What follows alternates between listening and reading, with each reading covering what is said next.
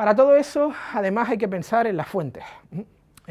Para eso existe la temperatura de color correlativa.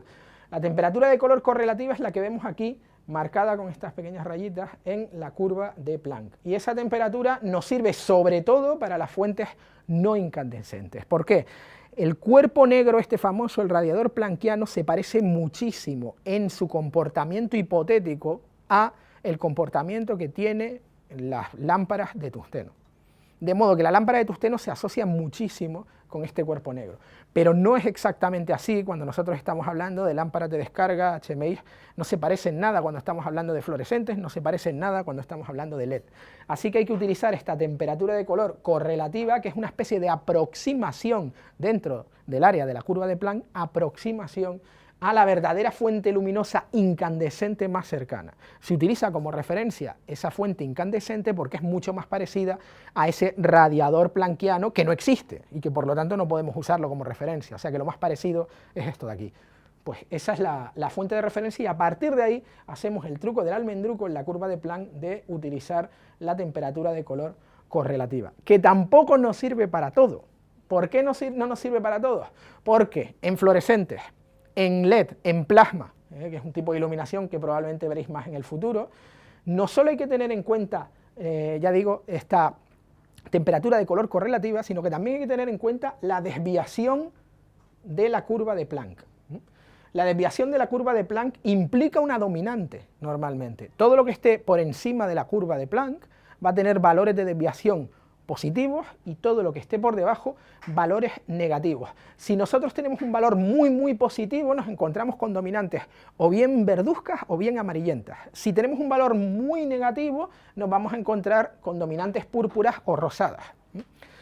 Todo esto hay que asociarlo, la temperatura de color correlativa y la distancia o la desviación de la curva de Planck, conocida, por si sois muy frikis, también como delta U''V', que eso lo que significa simplemente desviación de la curva de Planck. Pues bien, estas dominantes de las que he hablado antes serían completamente diferentes, teniendo en cuenta que en estos dos casos tendríamos la misma temperatura de color correlativa. Es decir, la temperatura de color por sí sola con una fuente de iluminación no nos dice tanto.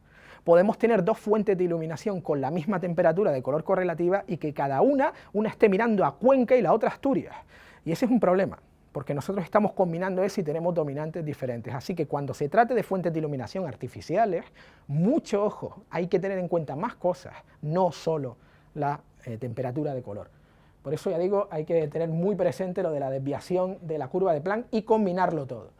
Más cositas prácticas, platós de televisión.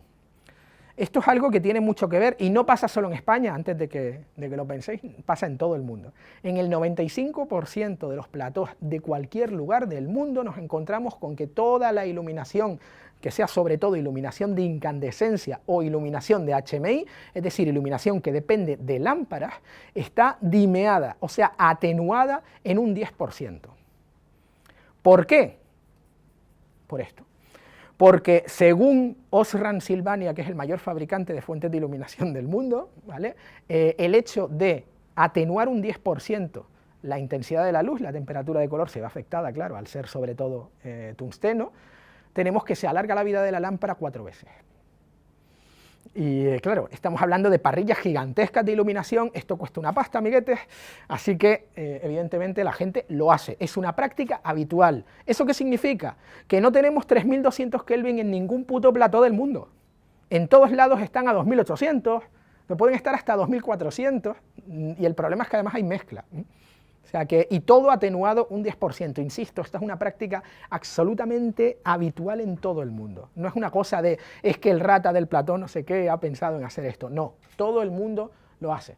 Y eso también implica que el rendimiento de la luz es inferior, el rendimiento se mide siempre en lumen por vatio, y estamos hablando de que ahí hay fuentes, dependiendo de la fuente que sea, un HMI puede tener valores superiores a los 80 y hasta llegar a los 90 lumen por vatio, hay algunos casos muy específicos de 110 lumen por vatio HMI, estamos hablando de que se nos queda con esta atenuación normalmente en 20 lúmenes por vatio, es decir, una cosa que perdemos muchísimo rendimiento de la luz. Otra de las cosas, sobre todo a la hora de trabajar, que ahora vamos a dedicarnos un poquito más a hablar de él, con iluminación o fuentes de iluminación LED. es que el LED es más o menos preciso, uno no se puede fiar del color. El LED va a dar mucho que hablar y puede dar muchos problemas si no se hace bien. Pero vamos a dejar una cosa clara desde el principio. La temperatura de color correlativa, la desviación de la curva de Planck, etcétera, etcétera, nunca han sido constantes y fiables con fuentes anteriores, especialmente con las fuentes HMI. O sea, en las fuentes de tungsteno en estudio podemos tener desde 2800 Kelvin hasta, en el mejor de los casos, 3400 Kelvin, con esta de aquí. Esto con tungsteno, que sería lo más fiable. Con HMI, las fuentes HMI en realidad son muy conocidas por su rendimiento, son muy conocidas por la potencia que podemos sacar de ellas, pero son muy conocidas en el mundillo profesional por lo poco fiable que resulta su rendimiento de color. Y eso que cada día son mejores y que están muy bien ajustadas a día de hoy. Lo cierto es que pueden darnos diferente color fuentes del mismo fabricante, y hablamos de cualquier fabricante, bueno, malo y regular. Fuentes del mismo fabricante nos pueden dar un color completamente distinto, teniendo el mismo voltaje y teniendo el mismo tipo de uso, el mismo tiempo. O sea, compradas al mismo tiempo, fabricadas por el mismo tío, colocadas en el mismo lugar, en el mismo plató, donde sea, los HMI nos pueden dar diferencias en el color. O sea que vamos a no ser tan exquisitos, si se quiere, diciendo es que las fuentes que hay nuevas ahora mismo que empiezan a salir no es lo mismo que antes, pues nunca hemos podido fiarnos del todo del color en un HMI, por ejemplo. Los fluorescentes ya llevan bastantes años utilizándose, al principio nadie los quería, ahora son un estándar. Claro, no es lo mismo un fluorescente vulgar y corriente que un Kinoflow, ¿no? Pero el tema es el siguiente, incluso a día de hoy, tenemos múltiples calidades y tonos, el rendimiento cromático cambia siempre con el paso del tiempo y cambia siempre con la temperatura ambiental incluso. O sea, eso es una cosa fundamental. Claro, llegamos a los LED, es verdad, los LED muestran unas diferencias salvajes, muy grandes, dependiendo de la calidad del LED, por supuesto, y de la variedad de LEDs. Y bueno, dependiendo de los LED que utilicemos, con distintas fuentes de alimentación se van a comportar de forma diferente. Con temperaturas ambientales diferentes se van a comportar diferentes si afecta la temperatura interna. Y con el paso del tiempo también. Luego hablaremos de cómo, cuando hablemos un poco de la consistencia del color y de la estabilidad del color. Pero tened presente eso. ¿Qué es lo más difícil? Lo más difícil a día de hoy, que empiezan a utilizarse mucho por economía las fuentes LED, es combinar diferentes fuentes. Combinar en el mismo tipo de iluminación fuentes distintas y sobre todo y por encima de todo la mayor diferencia que vamos a notar es cuando utilicemos fuentes de tungsteno tradicional con LEDs. Ese es el mayor problema al que se enfrentan los fabricantes y el mayor problema al que nos enfrentamos nosotros a la hora de iluminar. Combinar estas dos cosas pues nos puede llevar a esto, ¿vale?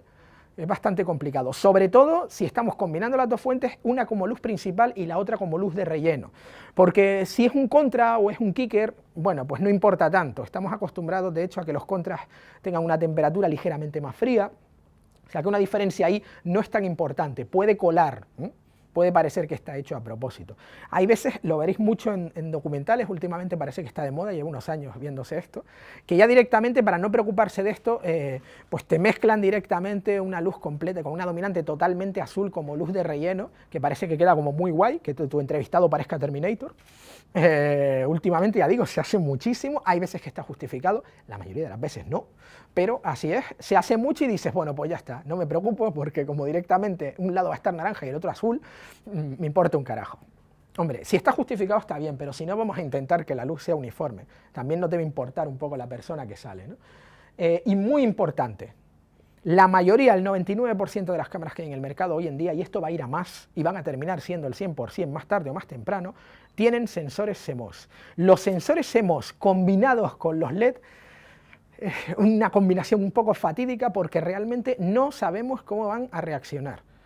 O sea, dos cámaras con sensores CMOS reaccionan frente a iluminación LED de maneras muy diferentes. Incluso dos cámaras del mismo fabricante con el mismo sensor fabricadas al mismo tiempo pueden tener respuestas totalmente diferentes con la iluminación LED. Y si además estos sensores no están exquisitamente calibrados, y no lo digo por ninguna cámara, peor, ¿vale? O sea que mucho ojo, la combinación, ya digo, de las cámaras, la mayoría de las cámaras actuales con los sensores CMOS. Puede llegar a ser un problema. Aquí tenemos una comparación de fuentes de incandescencia y fuentes de descarga, es decir, la típica lámpara halógena de tungsteno y un HMI. Como podéis ver en la imagen, en la típica de incandescencia tenemos mucho menos en el violeta y en el azul y mucho más valores en los rojos, mientras que la de luz día en HMI tiene mucho más azul y muchísimo menos naranja y rojo. Y además hay otra cosa que podéis ver: si utilizamos una fuente de descarga, esto que parece que estamos viendo el skyline de Manhattan, eso es en realidad cómo responde una fuente de descarga. En este caso es una fuente de descarga adaptada para tungsteno. Fijaos en la línea de tungsteno de la lámpara halógena y en la fuente de descarga. ¿Qué vemos ahí? Que es discontinua frente a la continuidad que tiene la lámpara halógena. Pues bien, eso es fundamental. Existen fuentes de espectro continuo y fuentes de espectro discontinuo, como podéis ver. Las típicas lámparas de tungsteno, que es lo que veis a la izquierda del todo, son de espectro continuo. Los arcos de carbón, el xenón de onda larga, etcétera, etcétera. El espectro discontinuo está el HMI, los fluorescentes, los plasmas y los LED. Es decir, la mayoría de las fuentes de iluminación que se llevan utilizando en los últimos años, o bien son halógenos de cuarzo, que es una fuente continua, o bien son las discontinuas, porque a día de hoy los arcos bastante poco, y el xenón no de forma profesional en iluminación de cine y televisión. Y como podéis ver en los gráficos, hay una respuesta totalmente diferente. El tungsteno tiene un crecimiento muy grande en la zona de los rojos, pero por lo demás el crecimiento en el tungsteno es muy suave, muy uniforme. En luz día también vemos algo bastante uniforme. Sin embargo, cuando pasamos a fluorescente tenemos unos saltos y unos picos tremendos en la imagen. Y estos saltos y estos picos son muy importantes porque hay colores del espectro que no recoge el fluorescente en absoluto. Daos cuenta, no aparecen. Y con un LED vemos que en apariencia es mucho más uniforme y mucho más suave que el fluorescente, pero sin embargo hay un pico muy grande de azul y luego hay un valle. Ese valle y el pico principal son muy importantes. Si el valle y el pico son muy gordos, vamos a tener unas dominantes espantosas. Tanto en los HMI como en los fluorescentes como en los LED, si el pico fuera muy grande, podrían llegar incluso a afectar a la vista. Evidentemente no es algo que suele pasar, pero ya digo que podríamos llegar a eso. Y además de eso, tenemos los filtros que tienen la mayoría de las cámaras, de manera que filtran la luz para capturar ondas, longitudes de onda de aproximadamente 450, 550 y 650 nanómetros, el equivalente al RGB tradicional, al rojo, el verde y el azul. Me da absolutamente igual la cantidad de filtros de color que queramos meter en la fuente de iluminación. Si la fuente de iluminación no tiene el componente espectral de ese color en concreto, no importa nada el filtro, no hay ese color y no lo vamos a captar. O sea que lo que importa ahí no es, bueno, esta no me da bien en no sé qué, o me da más rojos y no me da los azules, pero me da igual porque le pongo un filtro azul que da absolutamente igual, porque no existe el azul en esa luz, la puedes filtrar todo lo que te dé la gana. O sea que tened muy en cuenta eso. Aquí podemos ver una comparativa, por ejemplo, entre LEDs de distintas características. A la izquierda tenemos el LED de toda la vida, el LED que podemos tener en casa, el LED del IKEA, como digo yo. A la derecha tenemos un LED de Dedolight. Fijaos en la diferencia del pico de los azules, y azules y un poquito de verdes, y la diferencia también en el valle.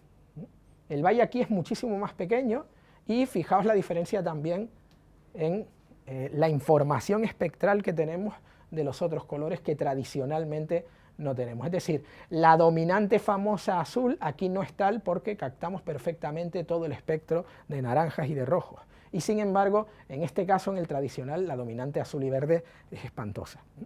Esto, por supuesto, sí se traduce en el CRI, pero no de la forma en que nos gustaría, no con la precisión que nos gustaría. El valor de CRI en los LED no nos dice mucho, o no nos dice todo lo que deberíamos saber. O sea que tened muy presente eso. Otra de las cosas exactamente que ocurren con los LED es que cualquier sistema de medición de luz basado en tres estímulos, el rojo, el verde y el azul, no es fiable en absoluto. Normalmente los fabricantes, para medir un poquito los componentes espectrales de cualquier tipo de luz, utilizan este dispositivo que, como veis, puede tener distintos tamaños, puede ser gigantesco, puede ser muy pequeño, que se llama esfera de Ulbricht.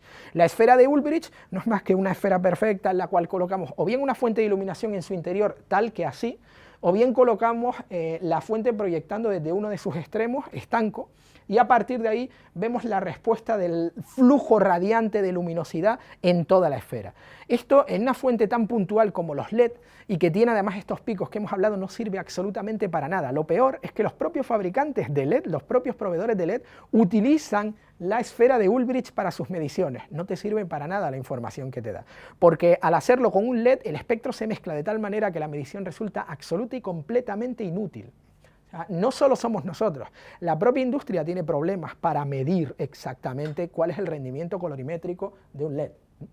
Pues bien, ¿qué vamos a hacer al respecto o qué está haciendo la industria al respecto? Hay tres cosas que tenemos que tener siempre en cuenta, tres premisas de evaluación que nos sirven a la hora de adquirir o de alquilar una fuente de iluminación, alquilar distintas y ver cuáles pueden cuadrar entre ellas.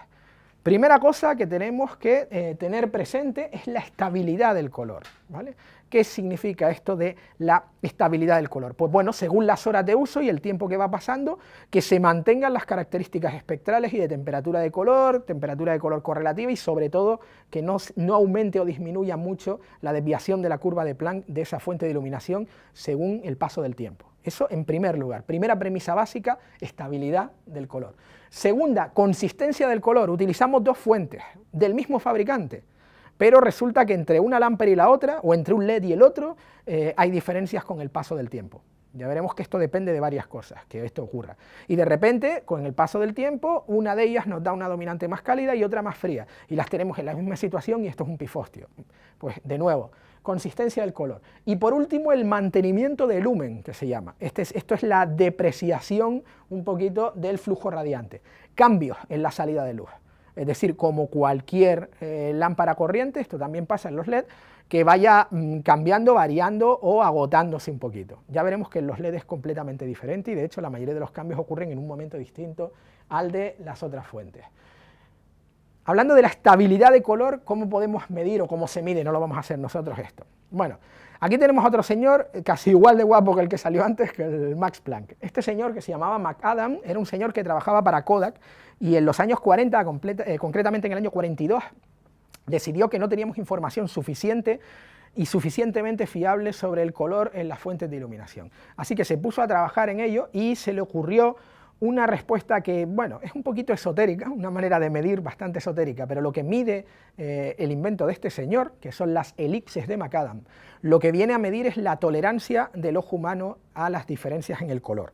Es decir, tomó, como veis aquí, un diagrama de cromaticidad. A día de hoy, con las elipses de McAdam, el que se usa es el CIE 1960, y lo que hizo fue situar en él, después de una serie de experimentos que le llevaron mucho tiempo, con un observador muy bien entrenado y exactamente con las mismas fuentes de iluminación siempre, que no podríamos reproducir a día de hoy en unas condiciones muy concretas, ya sabéis, laboratorio y demás, pues lo que hizo fue colocar esta serie de elipses.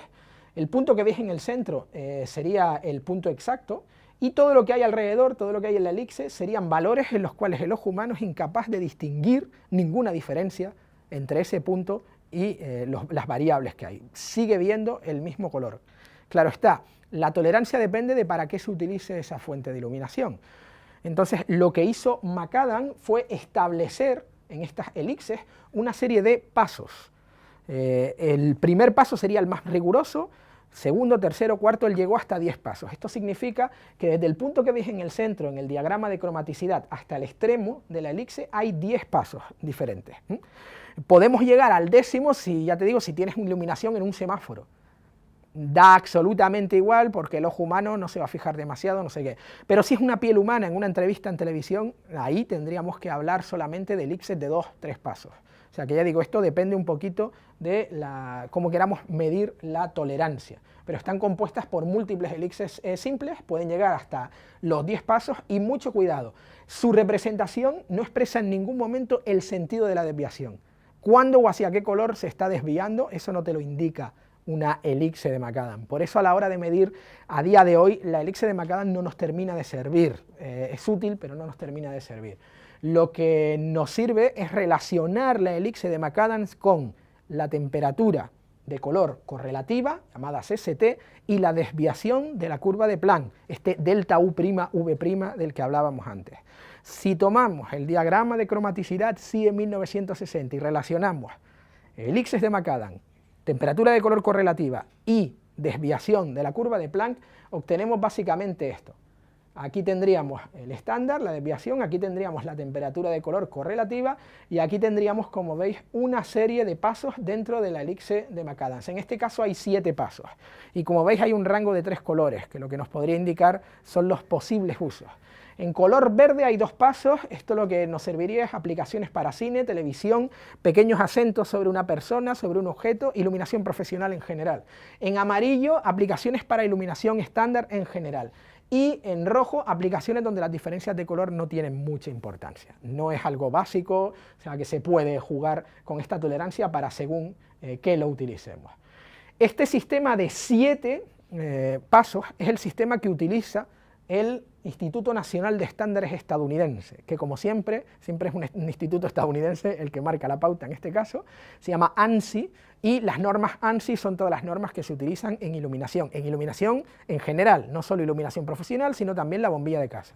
O sea que el ANSI lo que establece es una tolerancia de 7 pasos. Dependiendo del tipo de fabricante, pues para el uso que se le dé se establecerá una tolerancia diferente. El fabricante más común, que insisto es Osram Sylvania, una unión de 2 fabricantes, este fabricante establece una tolerancia profesional de 3 pasos en las elipses. Otros fabricantes van más allá y llegan a 2 pasos. Esto ya depende un poquito de, cada maestrillo tiene su librillo, depende de a quién le preguntemos. Pero básicamente anda entre 2 y 3 pasos la tolerancia para uso profesional. Ahora bien, en la práctica, si nosotros vamos a medir, lo que se recomienda utilizar es la fórmula de la desviación de la curva de Planck asociada siempre con la temperatura de color correlativa. Lo de las elipses pues, puede ser un poco más anecdótico. ¿Qué describe cada cosa? Pues la temperatura de color correlativa lo que describe es el eje amarillo-azul, vamos cambiando, y la diferencia, la distancia, la desviación de la curva de Planck, sería esta, describe el eje entre rojo y magenta, pero siempre, insisto, dentro de la misma CST, dentro de la misma temperatura de color correlativa.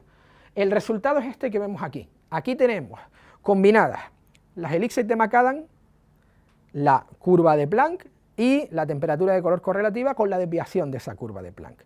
Entonces, lo que se hace es utilizar el diagrama de cromaticidad, sí, en 1976, en este diagrama las elipses de Macadam parecen prácticamente círculos, como podéis ver, y el resultado de todo esto es que se pueden establecer una serie de cuadrantes, una serie de cuadriláteros, una serie, como lo queráis llamar, ¿vale?, que contiene a las elipses y respeta tanto la información de la temperatura de color correlativa como la de la desviación de la curva de Planck.